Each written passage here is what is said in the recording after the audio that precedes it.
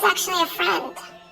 We started out as friends, and he had grabbed me by the shoulders. Like, I went straight into a full-on panic attack, and I just went into a manic state at that moment and just blacked out. And the next thing that I knew, we were at the motel, and I had a bloody lip and just hurting all over. He wouldn't let me go.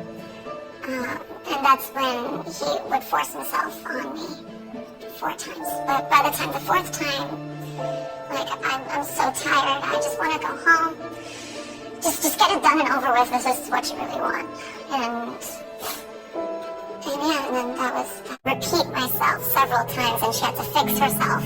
Apparently there was something wrong with the translation of my statement, that they couldn't understand exactly how I defended myself. So yeah, the prosecutor had asked me to reenact that I was sitting in the chair, kind of leaned back, and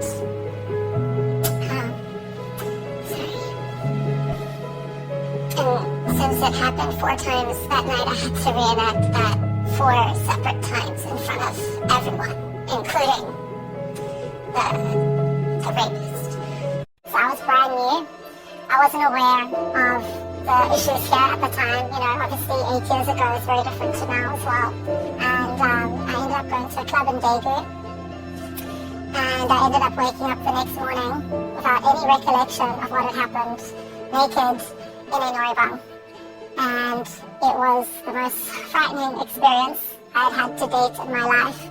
I never ever went forward about that. It was my first year in Korea. I had no idea how to go about, you know, reporting it. I had no idea what my rights were. I had no idea what I could do, and I was a teacher at the time. So that experience just kind of went under the rug, and I just never spoke about it after that. And I told him, I'm sorry, I don't want to do anything, I just want to sleep. And he ignored that request, and eventually he put me down onto the bed with force, and he started to do his thing. And I said, please, if you're going to do this, like, please use protection. I said, please use protection. And he ignored my request to use protection. And 1 month later, I became pregnant. There was no way that I was going to bring a child into the world under such circumstances.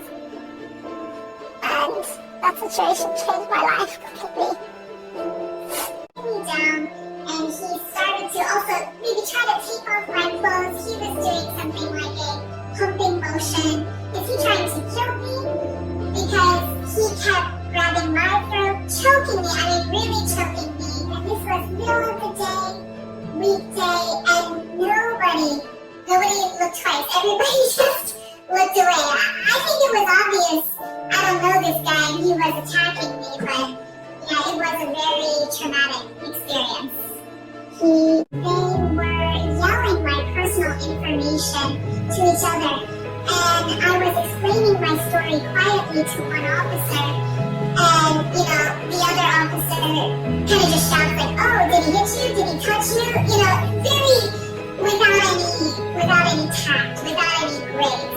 And they started asking me questions, and I could see them, they were eyeing me up and down because I wasn't wearing a lot of clothes because it was very hot and I was exercising. You know, just be careful, we're going to follow you home. I'm like, no thank you, I'm okay. I live within 2-minute walk of where I'm standing. But they keep me talking. They want to know about my private life. They want to know where I live exactly. I said, I want you to know where I live. They want to know about my job. And they want to know things that have nothing to do with their business. They no, and then he got angry and he came and sat beside me. So I was against the wall and he was at the end of the table. And then he force fed me to eat the food, which was too hot. And I just remember it really burning and hurting my mouth. He put his hand under my shirt and under my bra, and he was like pinching me and like cupping, and then he put his hand in my pants. That he grabbed my hand and I tripped coming out of the soju booth and I fell on the ground. And like the staff were there and they just looked at me.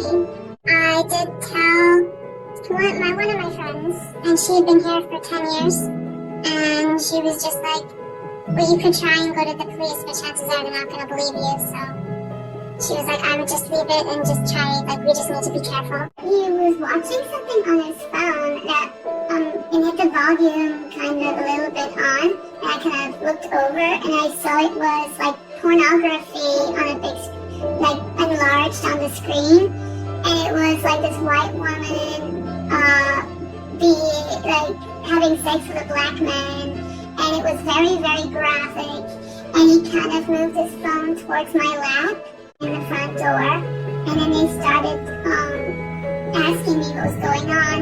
They were all talking in Korean. I don't know what's going on. The police don't understand English. Well, who are you? Who am I talking to? She says, I'm the translator for the police. And she did not say who she was. She just, as soon as I was on the phone, she was just in a really annoyed way. Like, what are you doing annoying everybody?